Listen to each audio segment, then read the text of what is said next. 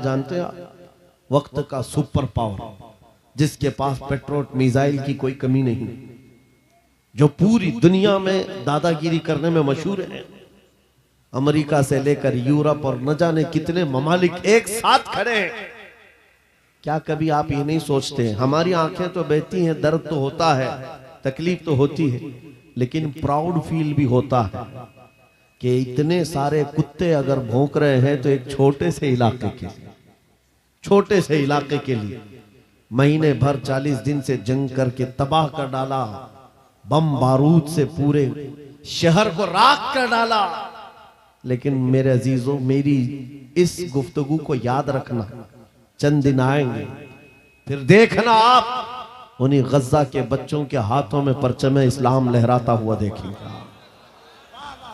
और उन जालिमों के आंखों से आंखें मिलाकर बात करने वाले जवानों को पूरी दुनिया आलोचना कर रही है, तनकीद कर रही है, ये बच्चों के कातिल हैं। एक नुक्ते की बात अर्ज कर रहा हूं, हॉस्पिटल पर बम गिरा देते हैं। आपको पता है फिलिस्तीन में अभी तकरीबन 8000 बच्चे मारे गए, जिनकी उम्र 6 महीने, साल भर, 2 साल, 4 साल, 5 साल। बच्चों को कोई भी निजाम से ताल्लुक रखने वाला हो, रहम की नजर से देखता, किसी भी धर्म वाला हो, लेकिन ये जालिम क्यों बच्चों को मार रहे हैं पता है? वजह सिर्फ ये है, वो खौफ सता रहा है जो इकबाल ने 100 साल पहले कहा था, सुना है कुदसियों से मैंने कि वो शेर फिर होशियार होगा। इकबाल ने कहा था, सुना है कुदसियों से मैंने कि वो शेर फिर होशियार होगा। कौन सा शेर? निकल करके सहरा से जिसने उलट दिया था तख्ते रोमा को। क्या बात है, वाह वाह वाह। वो शेर फिर होशियार होगा। ये इजराइली वही काम कर रहे हैं जो इनके बाप दादा फिरौनी ताकत किया करते थे। फिरौन को नुजूमियों ने बताया था कि एक बच्चा पैदा होगा जो तेरी सल्तनत को हिलाक कर देगा, और इस खौफ से उसने 1 साल के अंदर 12,000 बच्चों को कत्ल कर डाला था। नुजूमियों ने बताया था फिरौन के ख्वाब की ताबीर में 12,000 बच्चों को कत्ल कर डाला, लेकिन जो बच्चा इसकी सल्तनत को हिलाक करने वाला था वो मूसा अलैहिस्सलाम थे। पैदा भी हुए और फिरौन के घर में ही अल्लाह ने उनको पाला। आपको पता है, तफसीर उठा करके देख लें, जब हजरत मूसा अलैहिस्सलाम की माँ, उनकी विलादत का वक्त करीब आया तो तहखाने में गई, बेटा पैदा हुआ। हालात ऐसे थे कि फिरौन जो भी बच्चा पैदा होता ज़बह कर देता था। कुरान में आया, युज़ब्बिऊन अब्नाअहुम व यस्तहयून निसाअहुम। लड़की पैदा होती तो जिंदा छोड़ देते थे, बेटा पैदा होता तो ज़बह कर देते थे। अब मूसा अलैहिस्सलाम जब पैदा हुए तो क्या किया? खुदा की तकदीर और उसकी हिकमत के फैसले आपको मैं बता रहा हूं, तफसीर से ताल्लुक रखने वाली बात। अल्लाह ताला ने मूसा अलैहिस्सलाम की माँ के दिल में ये बात डाला कि एक लकड़ी के संदूक में इनको रख करके दरिया में बहा दो।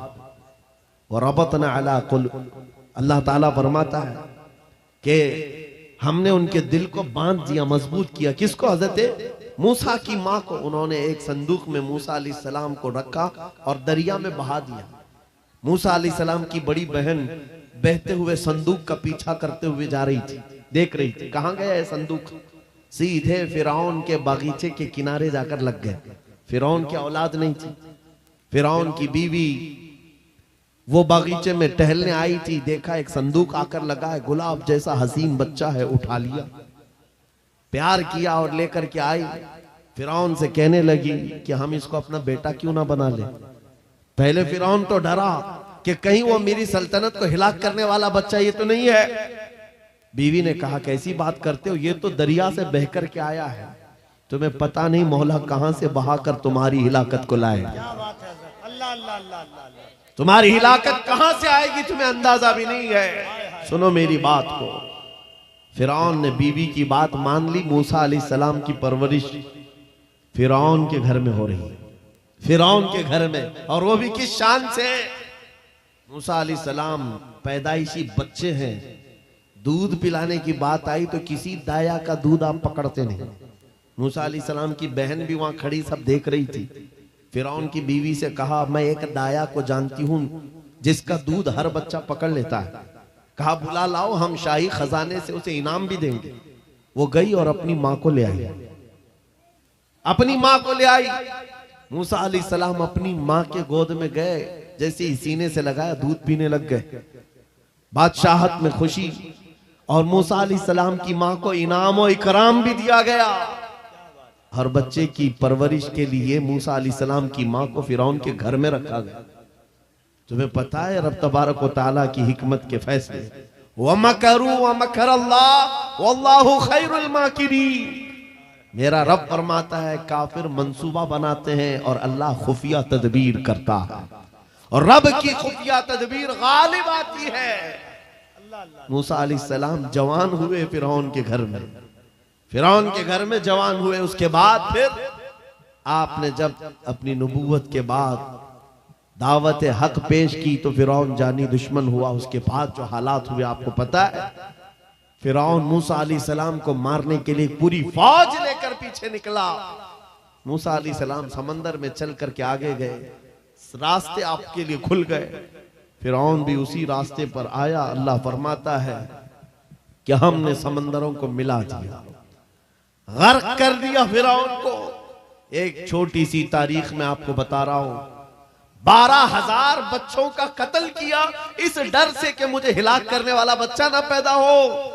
लेकिन जो बच्चा तेरी सल्तनत को हिलाक करने वाला था वो तेरी नाक के नीचे परवरिश पा रहा था। आज इन जालिमों ने गद्दा के हजारों बच्चों को सिर्फ इसलिए मारा है कि ये बड़े होकर के मुजाहिद ना बन जाए, ये बड़े होकर के हमें आंख दिखाने वाले ना बन जाए। और बाज़ाब्ता स्टेटमेंट में ये कहते भी हैं इन बच्चों को कत्ल करने से हमें कोई खौफ नहीं, कोई आपत्ति नहीं है, कोई तकलीफ नहीं है, इसलिए कि बड़े होकर के ये हमें आंख दिखाने वाले बनेंगे। ये डर तुम्हारा बता रहा है। कई हजार बच्चों को भी तुम कत्ल कर लो, लेकिन तुम अल्लाह की उस हिकमत से गाफिल हो। जालिमो, वो अनकरीब पैदा होगा जिसको दुनिया सलाहुद्दीन कहती है, वो अनकरीब होगा। मेरे अजीजों, आज के नौजवानों से मैं ये कहता हूं, तुम्हारे दौर में भी ये डरा सहमा हुआ जो माहौल है लोग बनाने की कोशिश कर रहे हैं, अभी देखना और हालात खराब किए जाएंगे। हमारी हुकूमत आएगी तो मस्जिदों को तोड़ डालेंगे, मदरसों को तोड़ डालेंगे। इन जालिमों को लगता है तुम्हारे सारे बिल्डोजर में ही ताकत है। सिर्फ ताकत इसी का नाम है। राज मिल जाए, तख्त मिल जाए, उस वक्त कुछ लोगों के ऊपर जुल्म करना आसान है। जिस तरह चंगेज ने भी किया, हलाकू ने भी किया, बड़े बड़े जालिमों ने किया है, और उनका हशर भी तुम्हें मालूम होना चाहिए। इंशाअल्लाह वो वक्त आएगा जब खसो खाशात की तरह तुम बहा दिए जाओगे, अखबारों में तुम्हारा नाम तक ना होगा। और अगर कुछ बाकी रहेगा तो क्या रहेगा? न घबराओ मुसलमानों, अभी खुदा की शान बाकी है, अभी इस्लाम जिंदा है, कुरान बाकी है। ये जालिम काफिर क्या समझते हैं जो रोज हमसे उलझते हैं? अरे अभी करबला का आखिरी मैदान बाकी है। नारे तकबीर, नारे रिसालत, मुहाफिज़े नामूसे रिसालत, मसलके आला हजरत। नौजवानों, इस यकीन के साथ और ईमान के साथ अपनी जिंदगी को आगे बढ़ाओ। खुदारा मैं तुमसे कहता हूं, अगले दिनों के बाद जब तुम्हारे इम्तिहान का वक्त आएगा, हर उस्ताद अपने बच्चे को इम्तिहान की तैयारी करा रहा होता है। बेटा सवालात ऐसे आएंगे, टाइम इतना होगा, स्क्वाड भी होंगे, चेक करने वाले एग्जाम हॉल में बार बार आएंगे, तुम्हें देखेंगे। उस वक्त तुम खौफ से अपने हाथ में कपकपी नहीं पैदा करना, दिल को जमाना और अपना इम्तिहान मुकम्मल करना। यह हर उस्ताद अपने बच्चों को तरकीन करता रहता है। अजीज़ान गिरामी वक़ार, इस मिंबर नूर से मैं आपको इस बात की तलकीन करके जाता हूं, इम्तिहान की घड़ी अनकरीब आने वाली है, आपके साथ भी। और जो इम्तिहान तुम्हारा होगा वो इस्तिकामत का इम्तिहान होगा, तुम्हारे ईमान पर जमे रहने का, तुम्हारे डटे रहने का इम्तिहान होगा। देखना बहुत सारे पार्टी बदल लेंगे, बहुत सारे मसलहतों के पर्दों में छुप जाएंगे, बहुत सारे लोग किसी की धोती में पना ले रहे होंगे, कोई किसी की साड़ी में पना ले रहा होगा। लेकिन जो आशिक़ मुस्तफा है वो बढ़ चढ़ करके ये ऐलान कर रहा होगा अपना सब कुछ गुंबद खजरा कल भी था और मेरे नबी से मेरा रिश्ता कल भी था और बस इस बात के साथ तुम्हें जमे रहना है, यकीन के साथ, एतमाद के साथ। अज़ीज़ान गिराम वक़ार, कौन सी ऐसी ताकत है, कौन सी ऐसी कुव्वत है जिसने इस्लाम को खत्म किया या खत्म करने की ताकत रखती है? अल्लाह करीम जल्ल शानुहु खुद कुरान पाक में फरमाता है, युरीदूना लियुत्फिउ नूरल्लाहि बिअफ़वाहिहिम व यअबल्लाहु इल्ला अन युतिम्मा नूरहु। अल्लाह फरमाता है ये जालिम अपने मुंह के फूंकों से इस्लाम के चिराग को बुझाना चाहते हैं और अल्लाह तबारक व तआला इस चिराग को मुकम्मल करके रहेगा। दीन इस्लाम, अभी आप सुन रहे थे, इस्लाम था, इस्लाम है, इसके साथ कुछ नहीं होना है, आपका इम्तिहान होना है। हमारे मरने के बाद अल्लाह ताला इस दीन की हिफाजत के लिए औरों को पैदा करेगा। वो कादिर मुतलक चाहे तो सख्त जानी दुश्मनों से भी ईमान वाले पैदा कर सकता है। हाँ, ये बात याद रखिए आप। ततारी जिन्होंने बगदाद को हिलाक करके रखा था, रब तबारक व तआला ने उन्हीं के सीनों में ईमान की दौलत दी और वो मुहाफिज़े इस्लाम बन गए। हमारे दौर में भी जितने आतंक मचा रहे हैं, कल इनके बच्चे ये नारा लगाएंगे, इस्लाम था, इस्लाम है, इस्लाम रहेगा। हाँ, जितने आतंकवादी हैं सब नारा लगाएंगे इंशाअल्लाह। आप इंतजार करें इस बात का, लेकिन तुम अपने इम्तिहान में जमे रहो, डटे रहो। अगर तुमने नबी पाक सल्लल्लाहु अलैहि वसल्लम के इस दीन के साथ, इस शरीयत के साथ नाइंसाफी की तो कल मेरे आका को क्या जवाब दोगे? कल मैदान क़यामत में तुम्हें खड़े होना है, हुजूर पाक सल्लल्लाहु तआला अलैहि वसल्लम की बारगाह में जवाब देना है। अगर मेरे आका ने पूछ लिया कि जिस वक्त मेरी शरीयत पर हमले हो रहे थे, जिस वक्त मेरे दीन को कुत्ते नोचने की कोशिश कर रहे थे, ऐ नौजवान बता तू मेरी सुन्नतों के साथ कितना अमल कर रहा था? तुम क्या जवाब दोगे? आका, मैं आपकी दाढ़ियां निकाल करके गटर नालियों में फेंकता था, मैं यहूदियों और ईसाइयों के तरीकों पर चलता था। क्या तुम नबी पाक को यह जवाब दोगे? आका, रात भर में गाने सुन करके सोता था, सुबह फजर की नमाज कज़ा करता था, ये जवाब दोगे? क्या जवाब दोगे? आपके पास अगर जवाब नहीं देने की ताकत है तो आज ही बदल डालो, जिंदगी बदल डालो, आज इनकलाब ले आओ। देखना, मैं अक्सर ये बातें कहता हूं ना, मैं चाकू छुरी की बात करता हूं, ये तो शायर लोग तलवार उठाने की भी बात करते हैं। हाँ, ये कहते भी हैं समझौता नहीं होगा, तलवार उठ जाएगी। मैं तो तलवार की भी बात नहीं करता। अरे प्लास्टिक का ब्लेड भी रख लो तो कल को हमको ये आतंकवादी घोषित कर दे। बम, बारूद, बंदूक, किसी चीज की बात नहीं करता, सिर्फ इतनी बात करता हूं, नबी पाक के इश्क में मलबूस होकर तुम सिर्फ रास्तों में चलते फिरते रहोगे, तुम्हारी चलत फिरत से कई कीड़े यूं ही मर जाएंगे। हक है, वाह वाह, बहुत खूब। हुजूर पाक की सुन्नतों में वो दम है, वो असर है, तुम्हारी चलत फिरत से कई कीड़े फना हो जाए। बात सिर्फ इतनी है, दीवार क्या गिरी मेरे खस्ता मकान की, लोगों ने आने जाने का रास्ता बना लिया। होता यही है, कोई पुराना घर गिर जाए ना, लोग इधर से उधर आने का रास्ता बना लेते हैं। आज हमारी जमात के अंदर इंतशार हुआ, नौजवानों में आवारगी आ गई तो हर कुत्ता हमको ही टारगेट करने लग गया, हर कुत्ता हमें ही भौंकने लग गया। मेरे अजीजों, शिद्दत से आज उस सलाहुद्दीन अय्यूबी की बात याद आती है।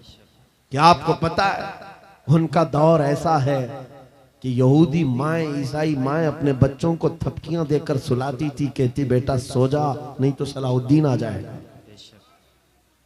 हालांकि जुल्म से कोई तख्त नहीं बिछाया था, सुन्नते मुस्तफा का रौब ऐसा कायम था, हुजूर के इश्क का रौब कायम था, जिसकी वजह से पूरी दुनिया में उनकी तूती बोलती थी। आज करोड़ों की तादाद में है, करोड़ों की तादाद में जालिम हमें आंख दिखा रहे हैं।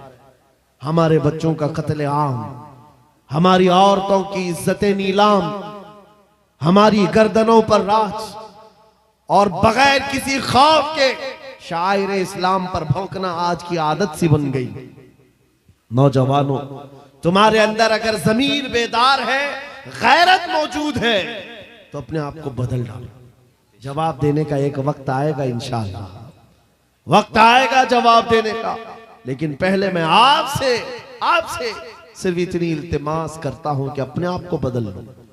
कल को हमारे पास फख्र होगा, फख्र के साथ किसी मैदान में उतरेंगे, वो तुम्हारी होलियों को ऊपर से नीचे देखते रहे और पूछते रहे ये कौन सी मखलूक है, ये कहां से आई हुई जमात है, तो हम सीना तान करके कहेंगे ये मोहम्मद अरबी के शेरों की जमात है। वक्त आज क्या हम दिखाएं लोगों को? गुटखा खाने वाले लोग दिखाएंगे। अल्लाह अकबर, अल्लाह अकबर। हम नौजवानों को बालियां पहने हुए, हाथों में चूड़ियां पहने हुए, चोटियां डाले हुए, जीन्स फटी हुई, अल्लाह अल्लाह, और बालों में दाढ़ियों में डिजाइन किए हुए ये नौजवान ला करके हम खड़ा करेंगे। मेरे अजीजों, दुनिया के ऊपर अगर हैबत तारी होती है तो सिर्फ आशिकाने मुस्तफा से होती, हुजूर के गुलामों से होती है। आज से 3 साल पहले पैरों से माजूर एक खादिम हुसैन ललकारता था, है हक है। वाह व्हील चेयर पर बैठ करके ललकारता था।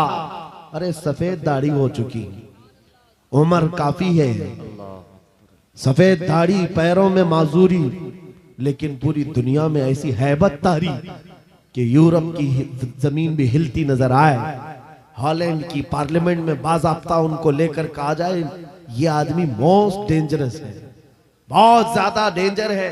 हम सोचते हैं ये तो पैरों से माजूर सफेद दाढ़ी वाला व्हील चेयर पर बैठा हुआ तुम्हारे लिए कैसे डेंजर हो गया? तुम्हारे पास तो बहुत बड़े बड़े मिसाइल, एटम बम है, सब कुछ है।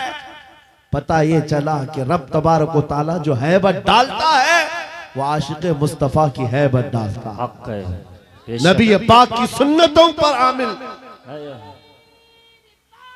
या रसूल अल्लाह, या रसूल अल्लाह।